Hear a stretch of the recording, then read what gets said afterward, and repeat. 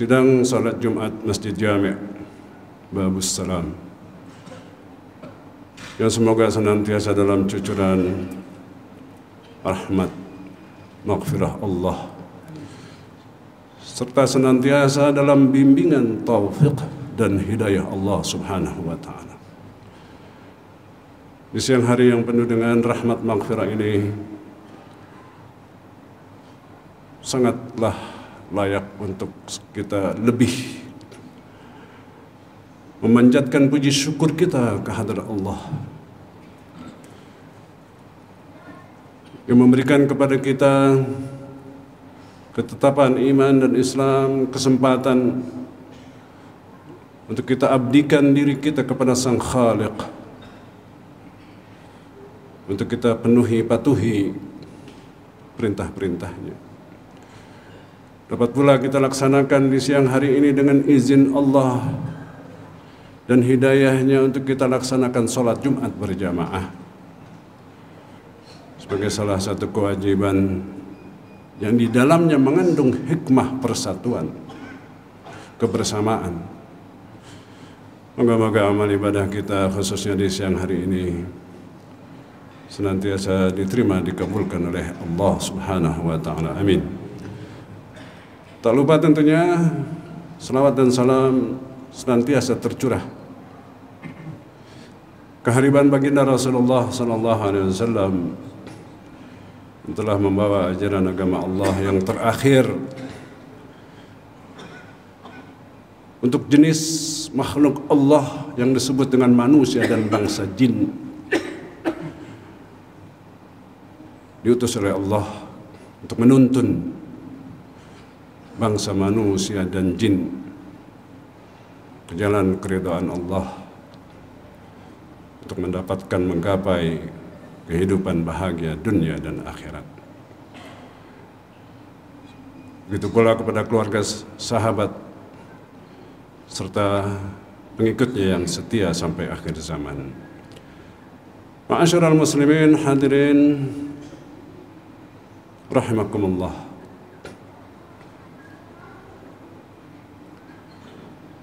Bangsa Indonesia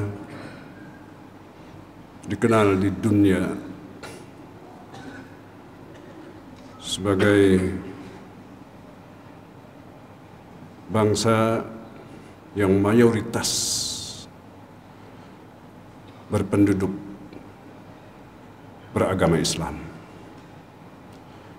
Bahkan dalam statistik dunia, Indonesia adalah nomor 1 terbesar umat Islam yang ada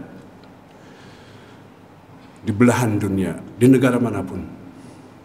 Umat Islam terbesar di dunia adalah negeri tercinta bumi pertiwi Indonesia. Namun fenomena yang kita lihat saat ini,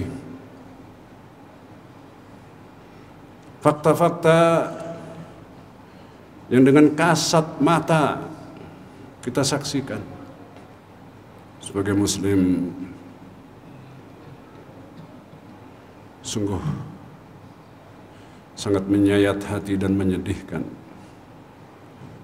Umat Islam terpecah belah,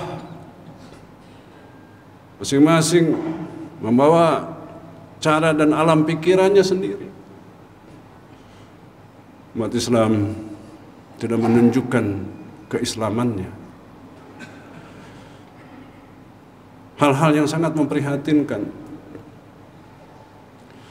Bagaimana suara-suara, pandangan-pandangan, pendapat-pendapat, bahkan kesepakatan ulama pun sudah tidak didengarkan oleh sebagian besar dari umat Islam. Padahal baginda Rasulullah SAW sudah memberikan peringatan keras. Hai umatku yang merasa masih menjadi umatku, menjadi hamba Allah. Peringatan keras bagi kalian. Dalam satu masa nanti ada umat Islam Atau mungkin bahkan banyak dari umat Islam yang tidak lagi mau mendengar pendapat-pendapat, ucapan-ucapan, fatwa-fatwa para ulama. Sayati al-nasi zamanun yafirruna minal ulama'i wal fuqaha. Baginda Rasulullah sallallahu alaihi wasallam memperingatkan kepada kita untuk kita pelihara, jaga diri kita. Satu masa akan terjadi di mana umat Islam banyak yang lari, tidak mau lagi mendengar kata-kata ulama yang bersandar pada Al-Quran dan Sunnah Rasulullah sallallahu alaihi wasallam. Fayabtalihumullah bithalath baliyat. Baginda Rasulullah sallallahu alaihi wasallam memperingatkan ada 3 bencana yang kalian akan dapatkan apabila kalian lari dari ulama.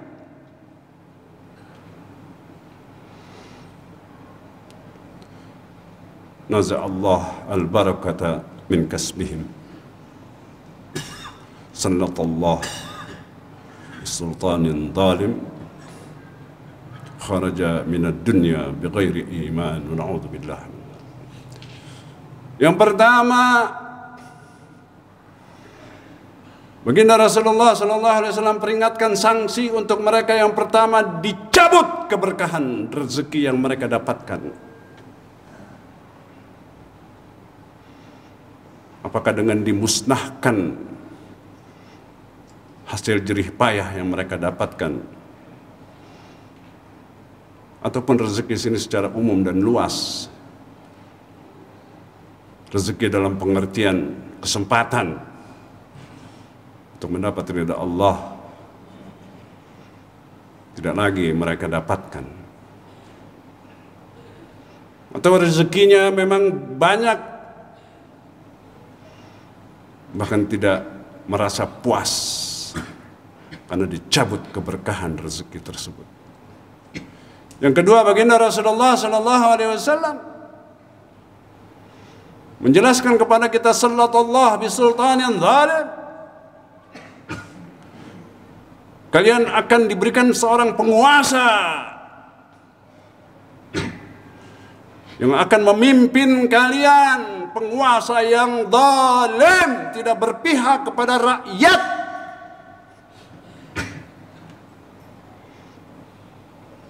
Ma'asyiral muslimin rahimakumullah, ancaman yang paling mengerikan apabila ucapan para ulama sudah tidak lagi didengar. Kharaja minad dunya bighairi iman.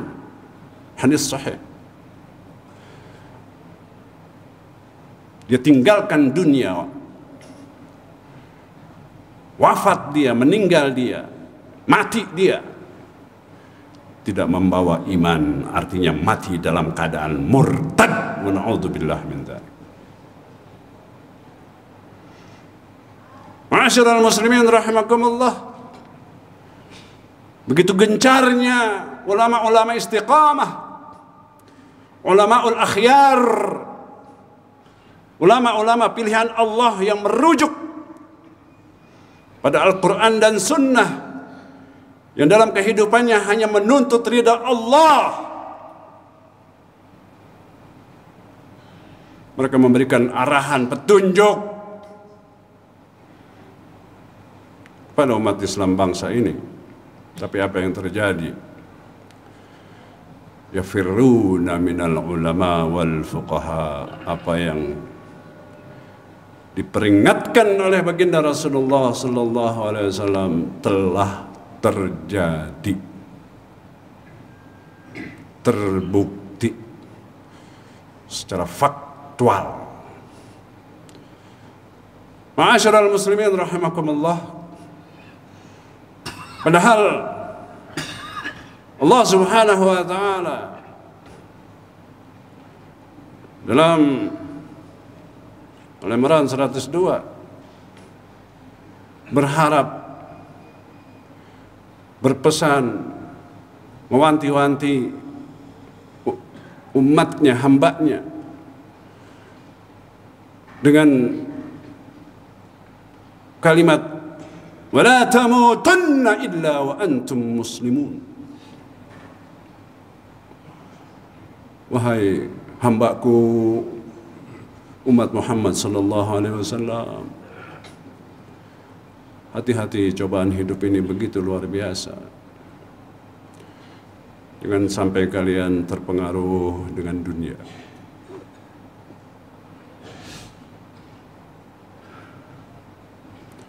Jangan sampai dunia ini menjadikan kalian wafat tidak dalam Islam, tidak membawa iman.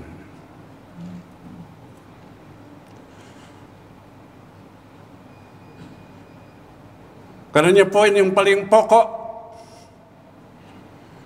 agar kita tetap di jalan Allah, ayat selanjutnya 103, Allah firmankan wa'tasimu bihablillahi jami'a.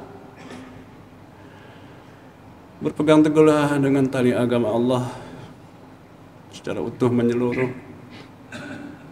Wala tafarraqu, jangan bercerai-berai, jangan berkelompok-kelompok. Apakah umat Islam tidak bisa disatukan? Bisa, karena Allahnya satu, Nabinya satu, Al-Qur'annya satu.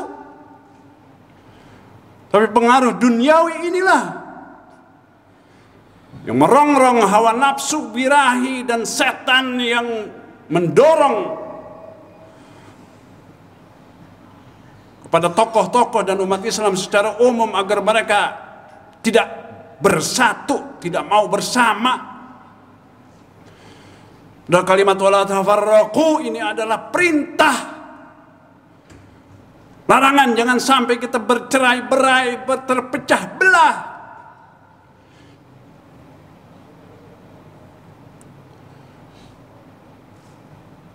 Tidak usah jauh-jauh kita contohkan. Mengapa dalam menetapkan hilal saja tidak mau bersatu? Ilmu falaknya satu, ilmu astronominya satu, tuntunan agamanya Al-Quran dan As-Sunnah satu. Kalau tidak ada ambisi duniawi dan bisikan iblis setan, tidak mungkin dalam satu negeri tersebut memiliki, katakanlah satu Ramadan ada 2 hari. Logikanya di mana? Logikanya di mana?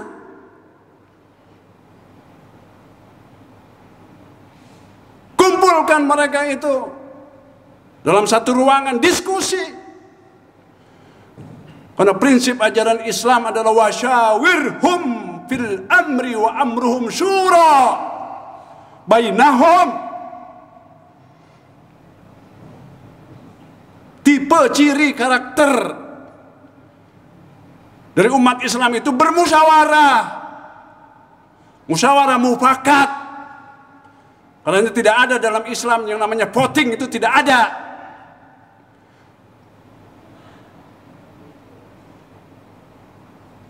Kalau hakim MK ada 8, maka ada 3, walaupun itu mungkin rekayasa, memilih satu pendapat.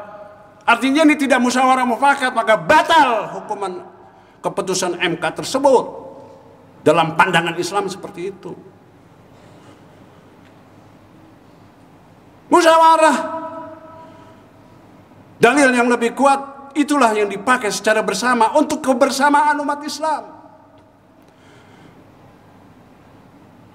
Bisa disatukan pada saat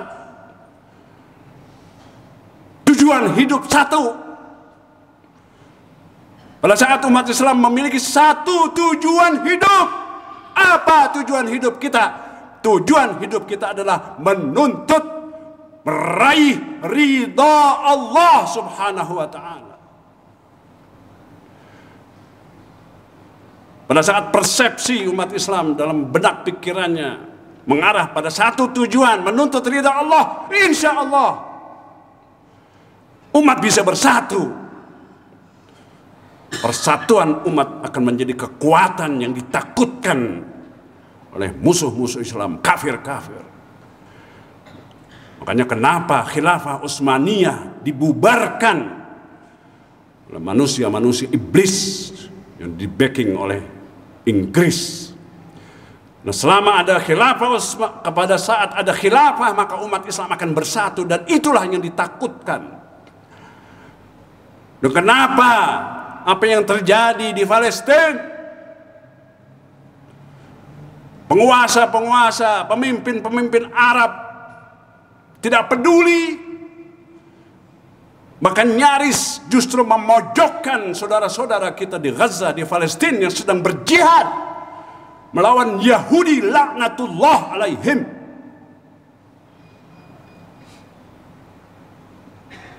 Karena tujuan hidup mereka bukan untuk ridha Allah subhanahu wa ta'ala. Yang kedua, umat Islam bisa bersatu pada saat berpegang pada hablullah.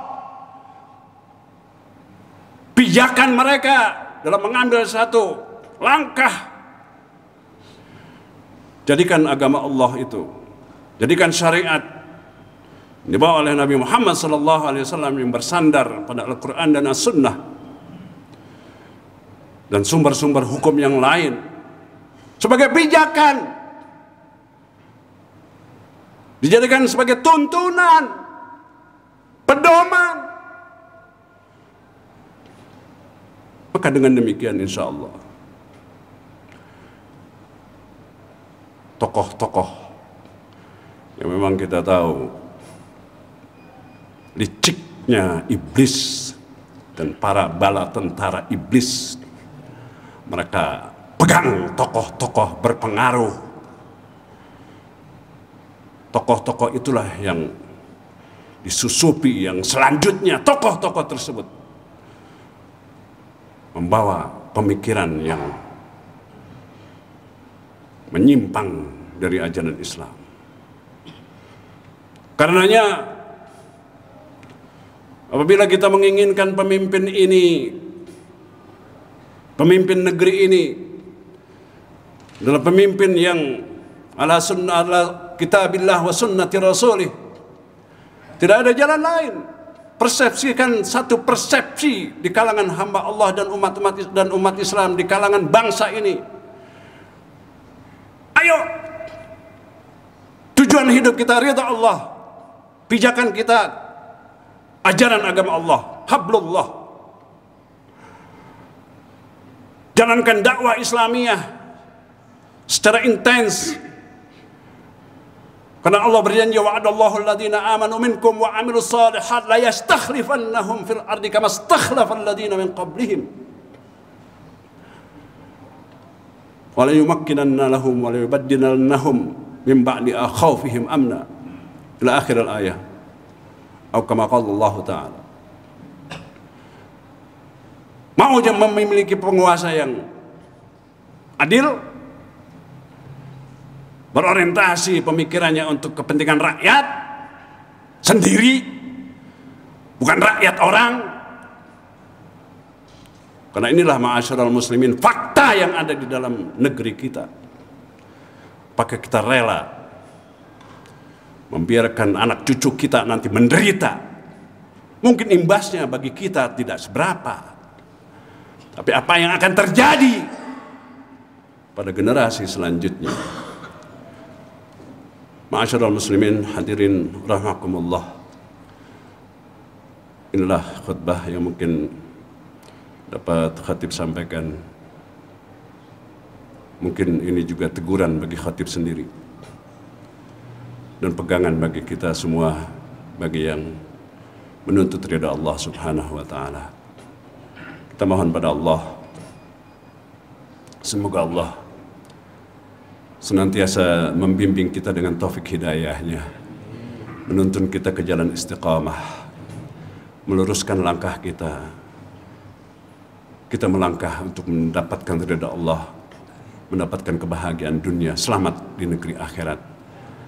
Kita mengerti, kita faham dunia sementara, dunia memang banyak pernak-pernik yang dapat menjauhkan kita dari ajaran agama Allah. Allah lindungi kita, Allah senantiasa tuntun kita, sehingga Allah selamatkan kita dari godaan-godaan, cobaan-cobaan.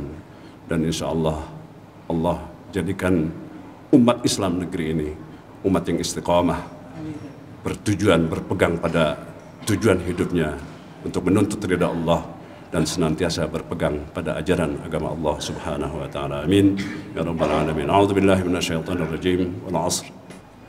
Innal insana lafi khusrin illa alladziina aamanu wa 'amilus shalihat. Watawassaw bil haqq watawassaw bis sabr. Barakallahu li wa lakum bil Qur'anil azim. ونفعني وإياكم بما فيه من الآيات والذكر الحكيم تقبل مني ومنكم تلاوته إنه هو السميع العليم أقول قولي هذا وأستغفر الله العظيم الجليل لي ولكم ولسائر المسلمين والمسلمات والمؤمنين والمؤمنات من كل ذنب فاستغفروه إنه هو الغفور الرحيم.